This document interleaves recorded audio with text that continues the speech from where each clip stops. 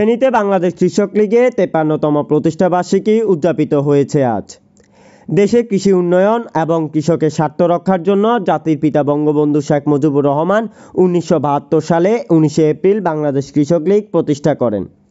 তারও ধারাবাহিকতায় ফেনীতে আজ শুক্রবার সকাল 10টায় ফেনী জেলা কৃষক লীগের সভাপতি এবিএম সেলিমের সভাপতিত্বে জেলা কৃষক লীগের সাধারণ সম্পাদক আশরাফুল আলম গিটারের সঞ্চালনায় এক বিশাল র্যালি, বঙ্গবন্ধু প্রতিকৃতিতে পুষ্পস্তবক অর্পণ ও আলোচনা সভা অনুষ্ঠিত হয়।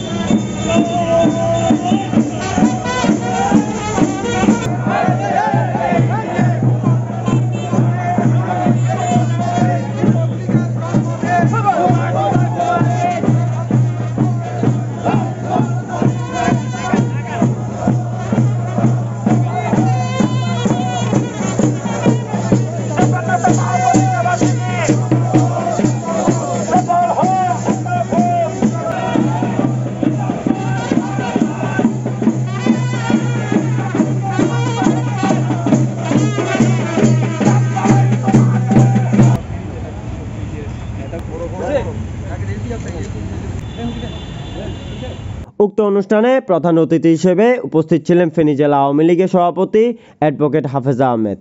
বিশেষ অতিথি হিসেবে উপস্থিত ছিলেন ফেনী সদর উপজেলা পরিষদের চেয়ারম্যান সুসেন চন্দ্র শীল।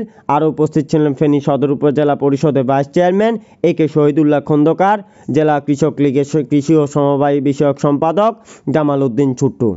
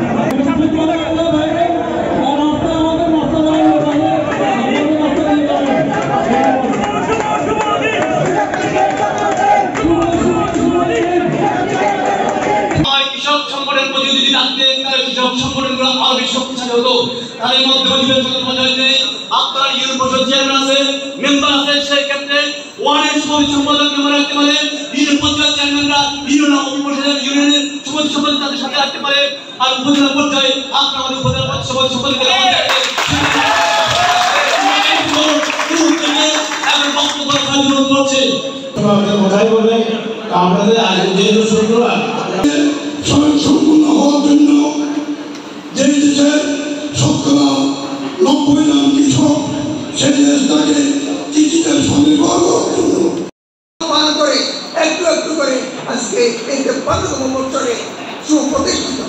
আমি শহরে একটি কৃষক বান্ধব দল, বর্তমান সরকার একটা কৃষক বান্ধব সরকার।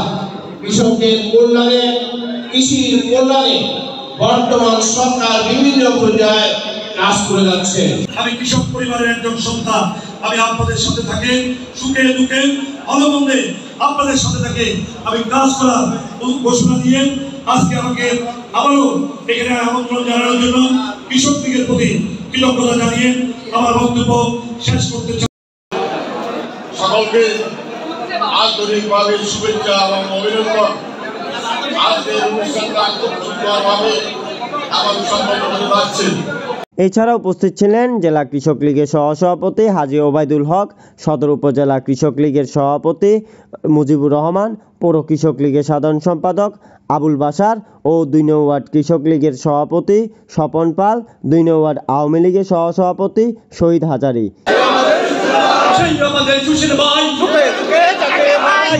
আমাদের